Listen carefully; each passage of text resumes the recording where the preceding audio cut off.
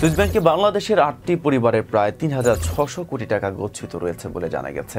বিশ্বব্যাপী সুইজারল্যান্ডের ব্যাংকিং ব্যবস্থা নিরাপত্তা ও গোপনীয়তার জন্য পরিচিত।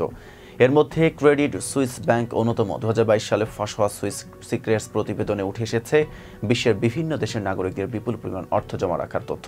এর ধারাবাহিকতায় ওসিসিআরবি প্রকাশিত এক অনুসন্ধানে উঠে এসেছে সুইস ব্যাংকে বাংলাদেশের ৮টি পরিবারের প্রায় ৩,৬০০ কোটি টাকা গচ্ছিত থাকার তথ্য। অনুসন্ধানে দেখা গেছে এই ৮ পরিবারের অন্তত ৬৮টি ব্যাংক অ্যাকাউন্ট রয়েছে, যার মধ্যে সবচেয়ে বেশি অর্থ গচ্ছিত রেখেছে সামদানি পরিবার। রাজীব সামদানি, তার স্ত্রী নাদিয়া সামদানি, ছোট ভাই মেহেদি সামদানি এবং গোল্ডেন হারভেস্ট এর পরিচালক মহিয়াজ সামাদ চৌধুরী এই পরিবারের মূল ব্যক্তিত্ব। তাদের ১১টি ব্যাংক হিসেবে মোট ৭৫৮ কোটি টাকার বেশি গচ্ছিত রয়েছে। আজিজ মোহাম্মদ ভাইয়ের পরিবারও পিছিয়ে নেই। তার বোন নূরজাহান হুদা ও বোন জামাতা এল ইদ্রোসের নামে ১২টি ব্যাংক হিসাব পাওয়া গেছে, যেখানে গচ্ছিত রয়েছে ৭২০ কোটি টাকা।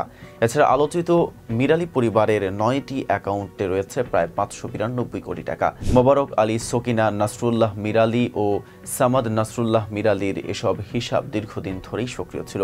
অনুসন্ধানে আরও কয়েকটি পরিবারের নাম উঠে এসেছে যারা সুইস ব্যাংকে বিপুল পরিমাণ অর্থ রেখেছে। হিসামউদ্দিন সালেহ পরিবারের ১৮টি ব্যাংক অ্যাকাউন্টে ৬৮০ কোটি টাকা রয়েছে। রহিমা ফুড কর্পোরেশনের আব্দুর রউফ চৌধুরী পরিবার ৩টি অ্যাকাউন্টে ৫২ কোটি টাকা রয়েছে। সানমার প্রপার্টিজের মালিক মাসুক হক ও স্ত্রী আফরোজা হক ২টি অ্যাকাউন্টে ৭৪ কোটি টাকা। সিলেটের সাবেক এক এমপি পরিবার একটি জয়েন্ট অ্যাকাউন্টে ২৩০ কোটি টাকা রয়েছে। আরবান রেসিডেন্সিয়ালের চেয়ারম্যান খন্দকার ফিরোজ কাইয়ুম ও ক্লিপ অ্যান্ড ফিক্স লিমিটেডের পরিচালক হীরা রাজ্জাকের ব্যাংক হিসাবেও রয়েছে কোটি কোটি টাকা।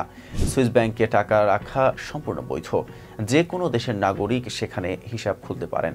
তবে এই বিপুল পরিমাণ অর্থ কিভাবে অর্জিত হয়েছে এবং এর উৎস কি তা নিয়ে প্রশ্ন উঠেছে। অনুসন্ধানে এই ব্যক্তিরা অবৈধ অর্থ পাচার করেছেন বলে সরাসরি কোনো অভিযোগ আনা হয়নি। তবে বাংলাদেশের বিতর্কিত কিছু ব্যবসায়ী এবং রাজনৈতিক প্রভাবশালী ব্যক্তিদের সংশ্লিষ্টতা থাকায় বিষয়টি আলোচনার জন্ম দিয়েছে। বিশ্বের বিভিন্ন দেশে অবৈধ অর্থ পাচার বন্ধে কঠোর আইন থাকলেও বাংলাদেশ থেকে সুইস ব্যাংকে বিপুল পরিমাণ টাকা হস্তান্তরের ঘটনা অনেক সময় আলোচনার বাইরে থেকে যায়। বিশেষজ্ঞদের মতে বিষয়টি গভীর তদন্তের দাবি রাখে।